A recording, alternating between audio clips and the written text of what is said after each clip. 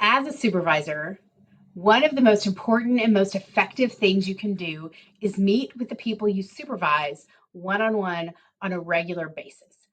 Now, when I talk to supervisors, particularly new supervisors, this is one of the things that they sometimes avoid.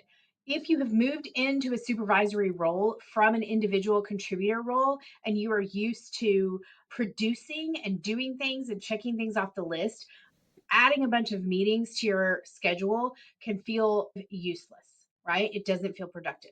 However, research shows over and over again that the connection between an employee and their supervisor is the most critical connection when it comes to engagement, when it comes to productivity, all those things. So these one-on-one meetings are the opportunity for your people to really talk to you. So it's really important to schedule them.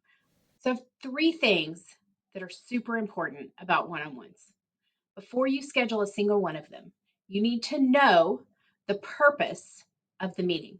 One of the reasons why meetings of all sorts go off the rails is because we don't have a purpose or a reason for meeting. Okay.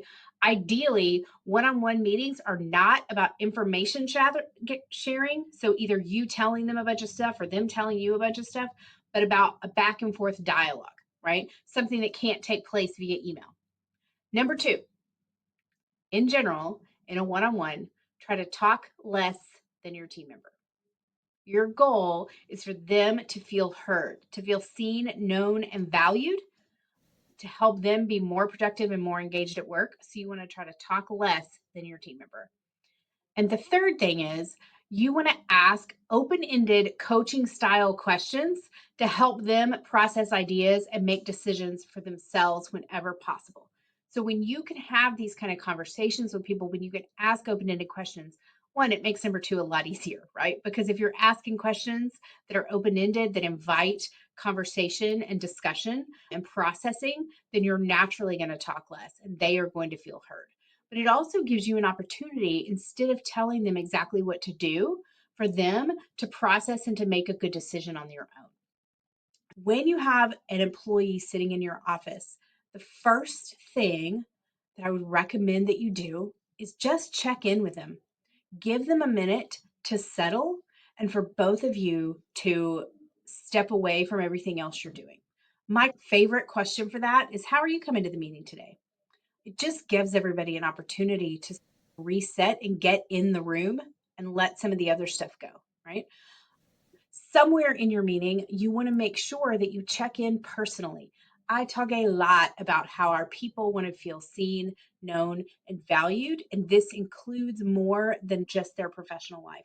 So, some sort of check in personally. How's everything on the personal front? I remember your daughter at a soccer game this weekend. How did that go? How was your vacation last month? Anything that just gives them an opportunity to relax and know that you care about who they are as a person is a great place to start. And then we're going to continue down the road. So, depending on where you are with this employee and what else is going on, you might start with performance, get them talking about how they're doing at their job.